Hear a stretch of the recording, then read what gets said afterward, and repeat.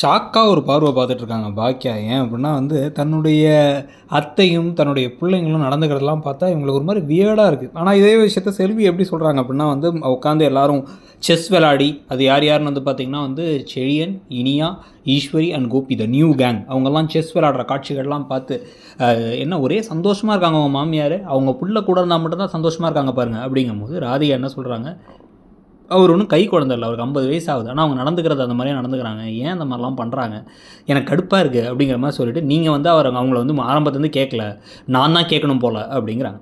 அவங்க அந்த காலத்து ஆள் அப்படின்னா, அந்த காலத்து ஆளுங்களாம் இப்படி தான் இருக்காங்களா அப்படின்னு ராதிகா செம்மையாக ஒரு கேள்வியை கேட்டாங்க. ஏன்னா அப்படி இல்லை, அவங்களுக்கு எல்லா விஷயமும் புரியாது அப்படின்னா, அப்படின்னா மக்கு பிளாஸ் தெரியாது அப்படின்னு சொல்லி கேட்கும்பொழுது அப்படி திருன்னு முழிக்கிறாங்க. ஸோ இதுக்கு பிறகு தான் பார்த்தீங்க அப்படின்னா நைட்டு தூங்குறதுக்கு முன்னாடி இப்போ எழில் அண்ட் அமிர்தா வீட்டுக்கு வராங்க. எல்லாத்துக்கும் சேர்த்து மயுவுக்கும் சேர்த்து பூரி செய்ய ஆரம்பிச்சிட்டாங்க பாக்கி. அப்போ அடுத்து ராதியாவுக்கு செய்வாங்க. அதுக்கப்புறம் வேறு வழி இல்லாமல் கோபிக்கு செய்கிறதுன்னு போகுது. ஸோ அப்படின்னு நம்ம நினச்சிட்டு இருக்கும்போது இன்னொரு ட்விஸ்ட் வேறு காத்துட்டு இருக்குன்னு வச்சுக்கோங்க.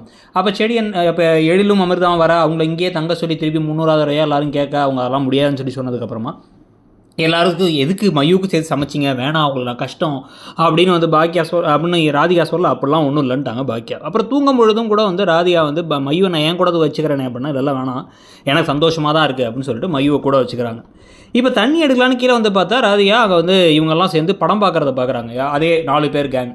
உடனே அதை பார்த்துட்டு உடனே வேணும்னே இப்போ சந்தோஷமாக இருக்கியா, நீ இப்படி தான் சந்தோஷமாக இருப்ப அப்படின்னு சொல்லிவிட்டு ஈஸ்வரி என்ன பண்ணுறாங்க, ராதிகாட்ட என் கூட இருக்கும் போது தான் சந்தோஷமாக இருக்கான் பார்த்தியா, உன் கூட தான் வருத்தமாக இருக்கான்னு வேறு வேணும்னே குத்தி காமிச்சு பேசுகிறாங்க. பக்கம் அப்படின்னு வச்சுட்டோன்னா அடுத்த நாள் வேணும்னே பாக்கியா போட்ட காஃபியை ராதிகா போட்ட காஃபின்னு சொல்லி அதில் வேற ஒரு பிரச்சனையை கிளப்பி விட்றாங்க. அப்புறம் பாக்கியா கடுப்பாயிட்டாங்க. அந்த ஆள் கூட நான் வாழ்ந்த நினைவுகளை நினைவுபடுத்தாதீங்க, நான் சமைச்சதை அவர்கிட்ட கொடுக்காதீங்கிறதையும் சொல்லிட்டு ராதிகாட்ட ஒழுங்காக நடந்துக்கோங்கிறாங்க. கூடவே பார்த்திங்க அப்படின்னா ஃப்ளிப்கார்ட்டில் இப்போ ஹெல்த் சப்ளைஸ் அண்ட் அதுக்கப்புறம் மட்டும் இல்லாமல் இந்த ஜிம் எக்யூப்மெண்ட் இதெல்லாமே நல்ல ஆஃபரில் போயிட்டுருக்கு. அதுக்கான லிங்க்ஸும் ப்ராடக்ட்ஸ் கொடுத்துருக்கோம் நாங்கள். அதுவும் டிஸ்கிரிப்ஷனில் இல்லை சைடில் தெரியிற பட்டனை கிளிக் பண்ணி வேணால் பிடிச்சா பர்ச்சேஸ் பண்ணிக்கோங்க. தேங்க்யூ.